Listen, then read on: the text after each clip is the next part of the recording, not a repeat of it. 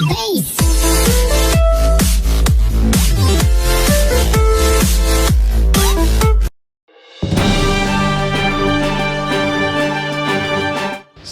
समरसता, संविधान की रक्षा और जातिगत भेदभाव के खिलाफ जन जागरण का संदेश लेकर आजमगढ़ पहुंची समता मूलक संघ की सामाजिक न्याय यात्रा जय भीम के गूंजते रहे नारे। सामाजिक समरसता, संविधान की रक्षा और जातिगत भेदभाव के खिलाफ जन जागरण का संदेश लेकर निकली समता मूलक संघ की सामाजिक न्याय यात्रा शनिवार को आजमगढ़ पहुंची। यात्रा में शामिल कार्यकर्ताओं ने कलेक्टर परिसर स्थित डॉक्टर भीमराव अम्बेडकर की प्रतिमा पर माल्यार्पण कर उन्हें श्रद्धांजलि अर्पित की और सामाजिक समानता तथा संविधान के मूल्यों को जन जन तक पहुंचाने का संकल्प लिया। समता मूलक संघ के संयोजक अभिषेक जाटव ने बताया कि संगठन मूल रूप से एक सामाजिक संगठन है जो पहले बाबा साहब डॉक्टर भीमराव अम्बेडकर माननीय काशीराम के विचारों व मिशन को आगे बढ़ाने का कार्य करता है। उन्होंने कहा कि समाज में व्याप्त जातिगत भेदभाव और सामाजिक असमानता को समाप्त करने के उद्देश्य से ये यात्रा निकाली गई है। अभिषेक जाटव ने बताया कि आजमगढ़ के बाद ये यात्रा सुल्तानपुर अमेठी जाएगी। इसके अलावा उत्तर प्रदेश के सभी 75 जिलों तक यात्रा पहुंचकर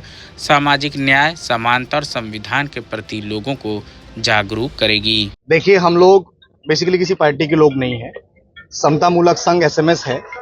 जो इस देश में फूले शाहू अम्बेडकर और मान्यवर कांशीराम साहब के विजन, उसके आंदोलन और इस देश में जो जातिगत भेदभाव है उसके खिलाफ लगातार लड़ाई लड़ता है।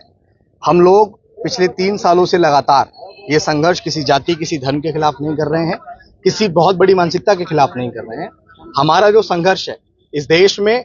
हम लोग इस बात को कहते हुए निकल रहे हैं, जो डॉक्टर बाबा साहेब अम्बेडकर को मानने वाले लोग हैं, जब इस देश में भारतीय जनता पार्टी के लोग NDA जैसा गठबंधन बनाकर चुनाव लड़ सकते हैं, कांग्रेस पार्टी के लोग इंडिया जैसा गठबंधन बनाकर चुनाव लड़ सकते हैं, तो हम लोगों ने सामाजिक परिवर्तन यात्रा उत्तर प्रदेश में शुरू की है इस आह्वान के साथ कि इस देश में डॉक्टर बाबा साहेब अम्बेडकर को मानने वाले लोग क्यों इस देश में ऐसा महागठबंधन नहीं बना सकते जिससे हम लोग तीसरा मोर्चा बन सके। क्योंकि बाबा साहेब अम्बेडकर ने कहा है, political power is a master की। हम लोग उस राजनीतिक सत्ता को क्यों हासिल नहीं करना चाहते यदि हम इसमें शोषित वंचित समाज को कुछ देना चाहते हैं, जिसके साथ आज शोषण अत्याचार निरंतर बढ़ रहा है। और मान्यवर कांशीराम साहब ने कहा है कि जिनके हुक्मरान नहीं होते हैं उनके साथ शोषण अत्याचार निरंतर होते रहते हैं, उनकी बहन बेटियों की इज्जत आबरू निरंतर लुटती रहती है, क्योंकि आपकी दर्द, आपका तकलीफ कोई और सुनने नहीं आएगा, कोई 7 समुद्र पार से आपकी तकलीफों को खत्म करने नहीं आएगा। इसीलिए पिछले 3 सालों से डॉक्टर बाबा साहेब अम्बेडकर की जन्मस्थली मध्य प्रदेश के महू से हम लोगों ने इस यात्रा की शुरुआत की, जो महू से इंदौर, देवास, सीहोर, सोनकच्छ, भोपाल, विदिशा, खुरई,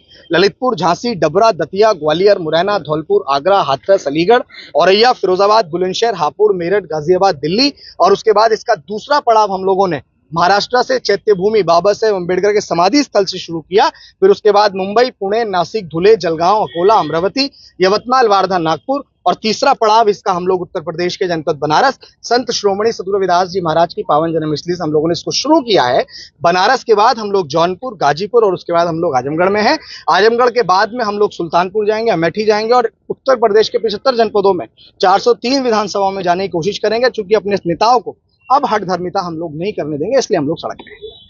तो आने वाले जैसे चुनाव है तो क्या इसमें उसका कुछ उद्देश्य राजनीतिक रहेगा? देखिए, मैं आपको फिर ये बात कहना चाहता हूं कि समता मूलक संघ पूर्णतः सामाजिक परिवर्तन की लड़ाई को आगे बढ़ा रहा है।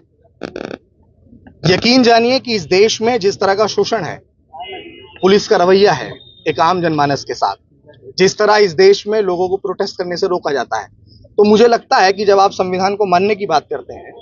तो उन लोगों को एकजुट होकर 2027 में जो विधानसभा के चुनाव हैं उन चुनावों में एकजुट होना चाहिए।